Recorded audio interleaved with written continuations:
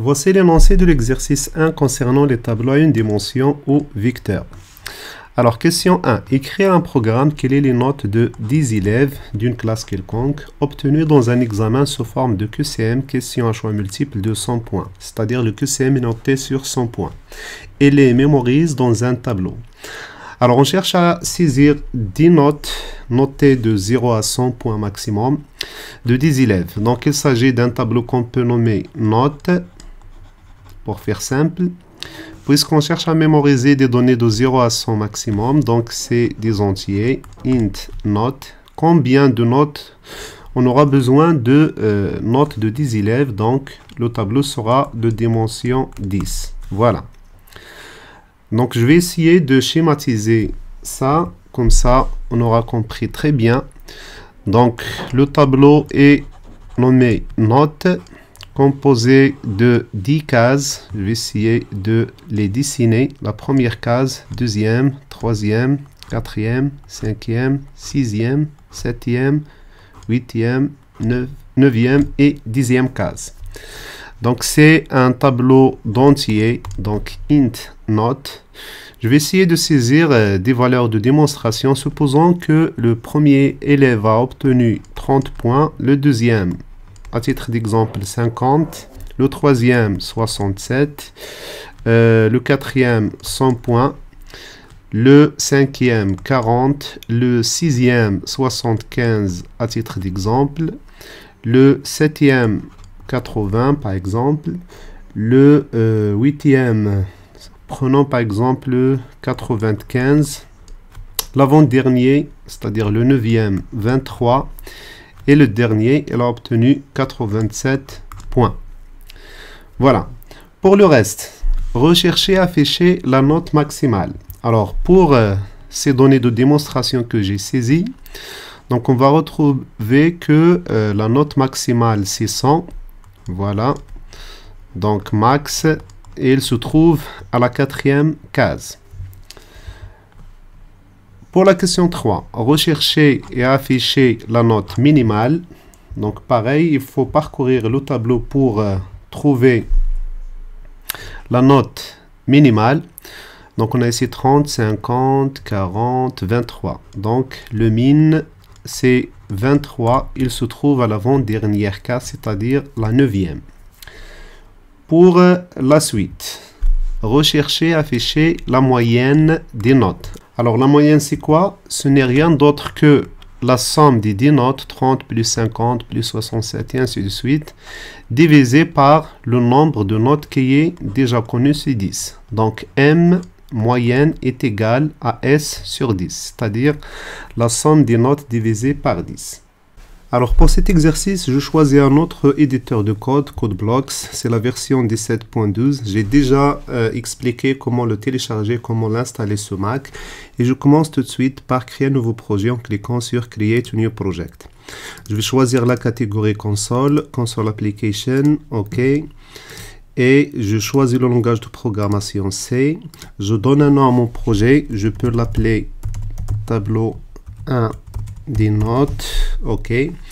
Je vais choisir l'emplacement où est-ce que je vais enregistrer mon projet en cliquant sur ce petit bouton. Dans exercice, je choisis tableau des notes et je fais open.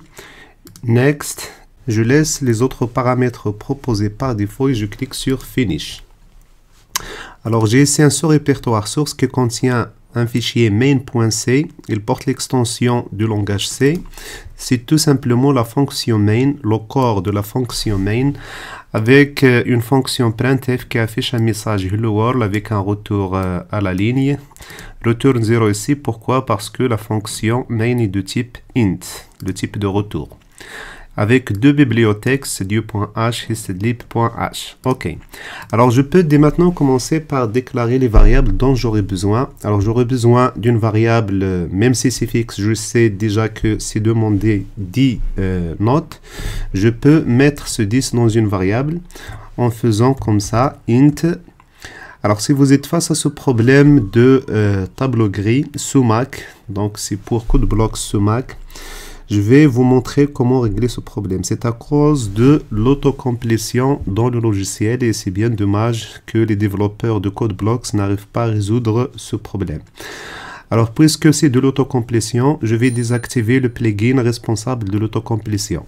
Alors, je cherche dans le menu la partie de gestion des plugins, donc plugin, manage plugins, et je vais désactiver celui de l'autocomplétion, code autocomplétion, disable, close. Bien sûr, je devrais redémarrer le logiciel pour prendre ces modifications en considération. Alors, je quitte et je relance un nouveau CodeBlocks. Save file, yes. The perspective CodeBlocks default has changed. Do you want to save it? Yes. Une fois CodeBlocks relancé, je clique sur Open an existing project. Dans tableau notes, je choisis mon projet, je fais Open et je retrouve mon code. Alors maintenant, je peux continuer la déclaration de ma variable. Je vais l'appeler nombre note et je vais y mettre la valeur 10. Alors, commentaire, ça c'est le nombre de notes. Autrement dit, c'est la dimension de notre prochain tableau de notes. Alors, je déclare le tableau int, je peux appeler mon tableau notes, j'ouvre des crochets. Alors là, je peux définir directement 10 ou bien nombre de notes qui contient la valeur 10. Alors ça, c'est le tableau des notes. OK. Ensuite, maintenant, je peux faire une boucle pour inviter l'utilisateur à saisir les 10 notes. Alors, quel type de boucle je vais utiliser? Puisque je sais à l'avance le nombre d'itérations qui est 10, d'accord, je vais utiliser tout simplement la boucle for. Alors là, je vais faire un commentaire. Inviter l'utilisateur à saisir les notes. Les 10 notes. OK. Et je vais faire la boucle for. J'aurai besoin d'une variable pour l'utiliser comme compteur. C'est la variable i souvent qu'on utilise. Pour i est égal à 0. Tant que i est inférieur strictement à 10, c'est-à-dire le nombre de notes. Alors je peux utiliser encore une fois 10 ou bien nombre de notes. Pourquoi j'ai utilisé la variable? Parce que dans une autre variante de l'exercice, je peux demander à l'utilisateur de définir le nombre de notes au lieu d'avoir 10. D'accord? Donc je peux lui demander de saisir le nombre de notes et faire l'itération sur le nombre saisi. Voilà. Tant que le i est inférieur strictement à un nombre de notes, alors là, je tiens à expliquer que puisqu'on commence de 0, le i doit être obligatoirement inférieur à un nombre de notes. D'accord?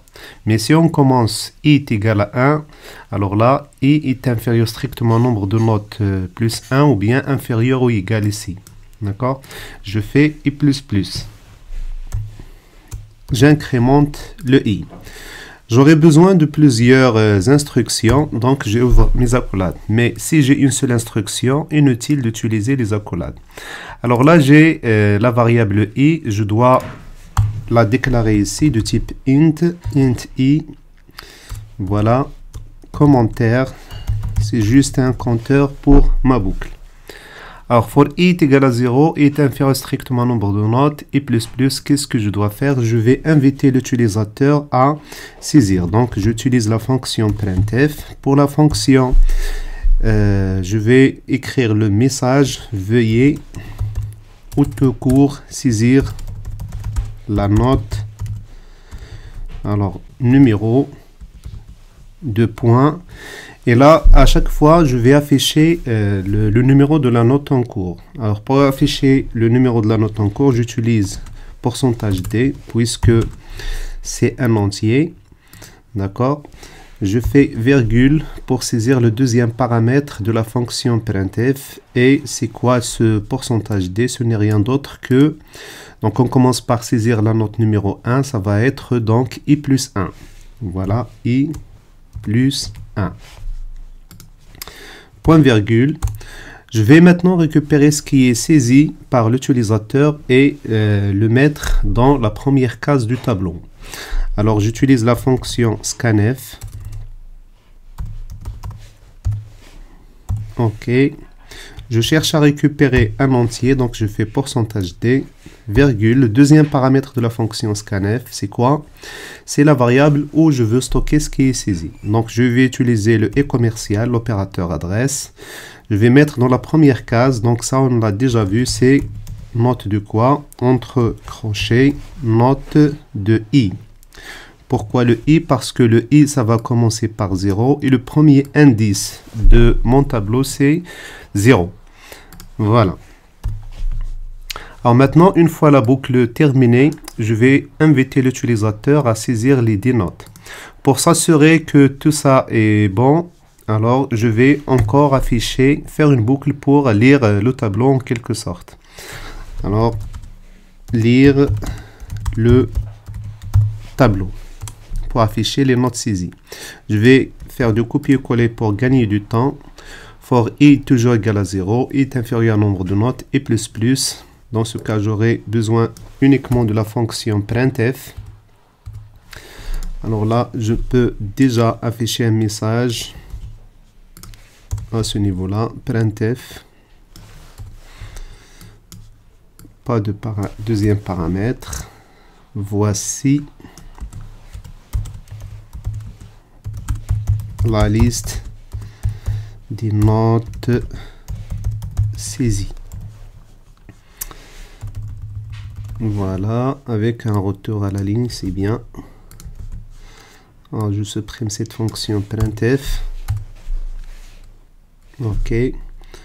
Je peux même afficher un retour à la ligne au début et à la fin. Voici la liste des notes saisies.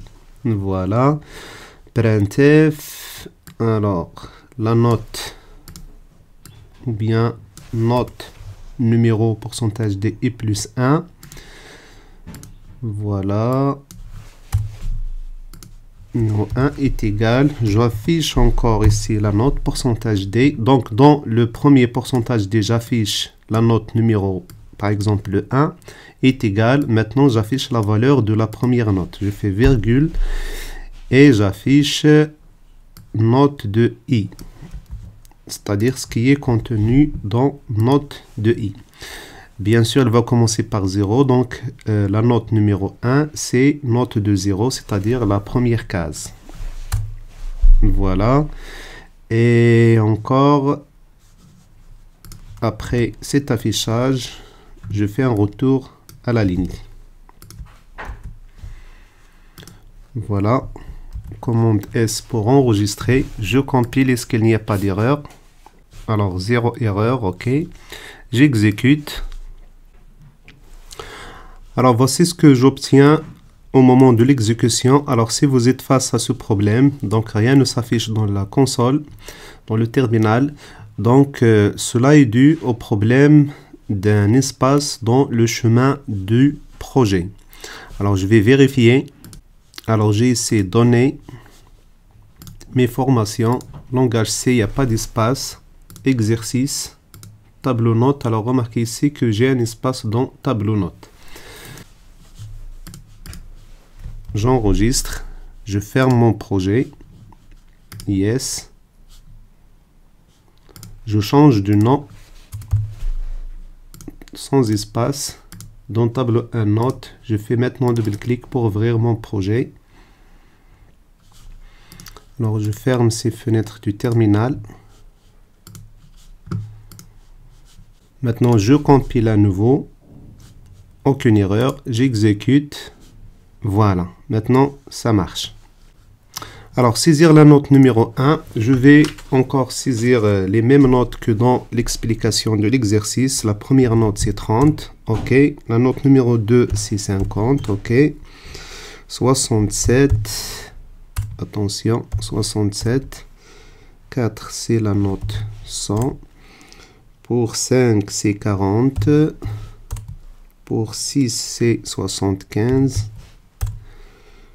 Pour la 7e, c'est 80, à titre d'exemple, 95, 23 et 87. Alors, voici la liste des notes saisies. La note numéro 1, 30, 50, voilà, tout est bon jusqu'ici. On continue notre exercice et passons maintenant à la recherche de la note maximale et minimale des étudiants dans le tableau. Alors, je fais ici une ligne de commentaires. 2 slash pour commenter une seule ligne. Alors, recherche de la note maximale et minimale dans le tableau des notes. OK. Mais avant de coder, je vais vous expliquer la méthode qu'on va utiliser. Alors, on retrouve notre tableau de notes de dimension 10. Il contient 10 notes, comme déjà expliqué, avec des notes exemples 30, 50, 67, 100, 40, 75, 80, 95, 23 et 87. Et on a déjà expliqué que la valeur maximale ici, c'est 100. Et la valeur minimale, c'est l'avant-dernière, c'est 23, c'est le min. Alors, pour stocker la valeur max et min du tableau, donc on aura besoin de deux variables de type entier, donc int max et int min. Int pour integer, donc entier. Alors, pour retrouver la valeur maximale et minimale, on doit parcourir tous les éléments du tableau à la recherche de min et de max. Donc, j'aurai besoin d'une boucle for. Je vais utiliser un compteur i est égal à 0. Tant que i est inférieur strictement au nombre de notes qui est 10, donc nbr note, on a déjà déclaré la variable dans l'exercice, ou bien i inférieur strictement à 10, c'est pareil. Je vais incrémenter le i et plus, et entre les accolades, je vais faire mon traitement. Alors, pourquoi le i est égal à 0? Parce qu'on sait bien que la première case, le i c'est l'index, donc la première case c'est note de 0, d'accord? Donc c'est pour ça qu'on commence par le i est égal à 0. Alors on va supposer que tous les élèves ont la valeur maximale qui est égale à 0. Ce qui est d'ailleurs possible, faites attention. Et que tous les élèves, ils ont une très bonne note qui est égale à maximum à 100. D'accord? Donc on va supposer que la valeur maximale au début c'est 0 et que la valeur minimale est égale à 100, ce qui est d'ailleurs possible. Alors, pour i est égal à 0, i est inférieur au nombre de notes et plus, qu'est-ce qu'on va faire? On va comparer la valeur maximale qui est égale à 0 avec le contenu de la première case. Donc, je vais faire un if quoi? Si note de 0, c'est-à-dire la première case, le contenu de la première case, est-ce qu'elle est supérieure à max, qui est égal à 0 dans l'initialisation? Bien sûr, 30 est supérieur à 0. Donc, qu'est-ce qu'on va faire? Donc, dans la valeur max, dans la variable max, je vais mettre le contenu de note de i. Alors, if note de i ici, faites attention, parce qu'on utilise la variable i. Voilà. Et c'est pareil aussi pour la valeur minimale. Donc, le if, pareil, note de i. Est-ce qu'elle est inférieure à min qui est 100? Ce qui est le cas, 30 est inférieur à 100. Dans ce cas, qu'est-ce que je vais mettre dans min? Donc, je vais écraser le contenu de min et de max. Je vais mettre ce qui est contenu dans la case. Note de i. Alors, pour la première itération, est-ce que note de i qui est 30, est-ce qu'elle est supérieure à max? Oui, bien sûr, 30 est supérieur à 0. Donc, max, ça va contenir 30. Est-ce que min, note de i qui est 30, est-ce qu'elle est inférieure à min? Oui, bien sûr. Donc, dans ce cas, la valeur min, ça va contenir aussi 30. Je passe à la deuxième itération. C'est pour ça que j'ai utilisé le i++. J'incrémente le compteur, le i++. Est-ce que 50 est supérieur à 30? Note de i supérieure à max, oui. Donc, la valeur maximale, ça va contenir 50. Est-ce que 50 est inférieur à min qui est 30? Non, donc je passe. Donc, min, c'est toujours 30. 67, est-ce qu'il est supérieur à 50? Oui, donc 67. Dans max. Est-ce que 67 est inférieur à 30? Non, donc je passe. Est-ce que 100 est supérieur à 67? Oui, donc la valeur maximale, ça va contenir 100. Est-ce que 100 est inférieur à 30? Non, je passe. 40, est-ce qu'il est supérieur à 100? Non, je passe. Est-ce qu'il est inférieur à 30? Non, je passe. 75 supérieur à 100? Non, je passe. 75 est inférieur à 30? Non, je passe. 80 supérieur à 100? Non, je passe. 80 inférieur à 30 non plus. Pareil pour 95, je passe à 23. Est-ce que 23 est inférieur à 1000? Oui, donc dans la variable min, je vais mettre 23. Est-ce qu'elle est supérieure à 100? Non. Je passe à 87, la dernière. Est-ce qu'elle est supérieure à 100? Non. Est-ce qu'elle est inférieure à 23? Non. Donc, dans max, j'aurai la dernière valeur qui est 100 et dans min, j'aurai la dernière valeur qui est 23. Alors maintenant, passons au code pour tester tout ça. Alors, puisqu'on a déjà testé et que ça marche, la saisie des valeurs dans le tableau et la lecture du tableau, donc je vais commenter tout ça. Alors, pour commenter un bloc de ligne, donc slash étoile et étoile slash fermante. Donc, sur une seule ligne, j'utilise les deux slash. Pour un bloc de ligne, j'utilise slash étoile et étoile slash. Et donc, je vais aussi commenter cette ligne, d'accord, mais ici, je vais initialiser directement le tableau, donc, en mettant les valeurs déjà expliquées, donc pour la démonstration, donc c'est 30 et finalement 87. Donc ici, j'ai initialisé mon tableau de notes, ok, avec les valeurs de démonstration. Et je m'intéresse maintenant à la recherche de la valeur max et min dans le tableau. Donc on a dit qu'on aura besoin de deux variables, donc int max, initialisé au début à 0, et int min initialisé au début à 100.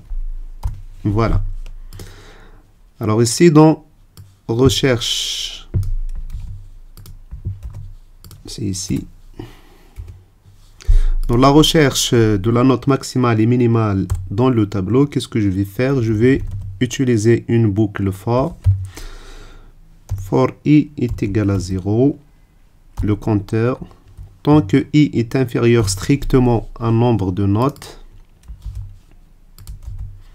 j'incrémente pour parcourir tout le tableau.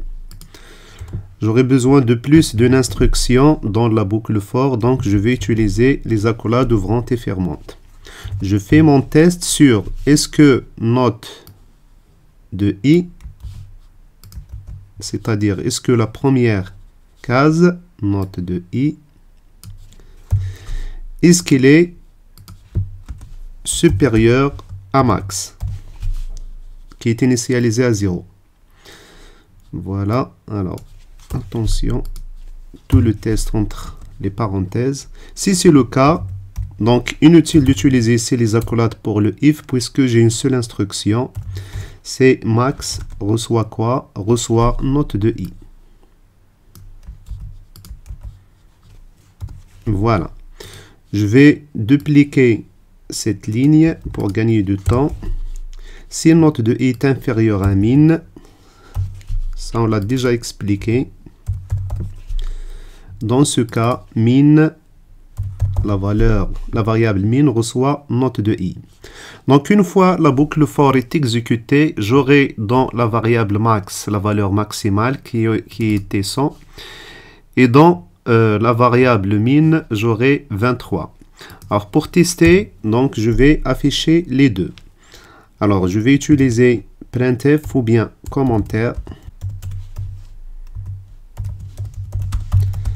des valeurs max et min.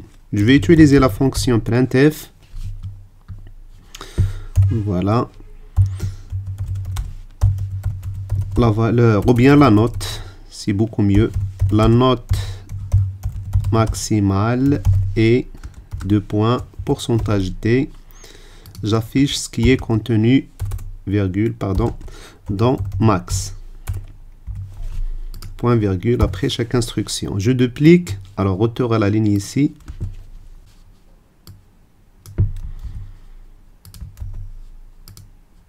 Je duplique toute la ligne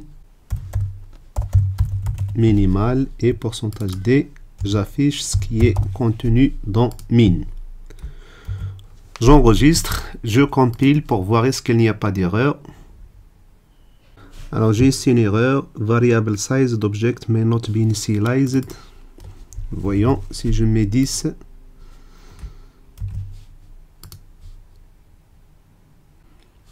voilà, j'exécute maintenant. Et voici le résultat. La note maximale est 100, la note minimale est 23. Ça marche très bien.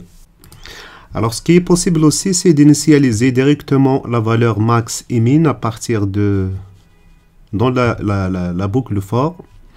Donc je peux venir ici et faire donc for int max est égal à 0. Attention, virgule et non pas point virgule. Je peux initialiser aussi la valeur min dans la boucle for.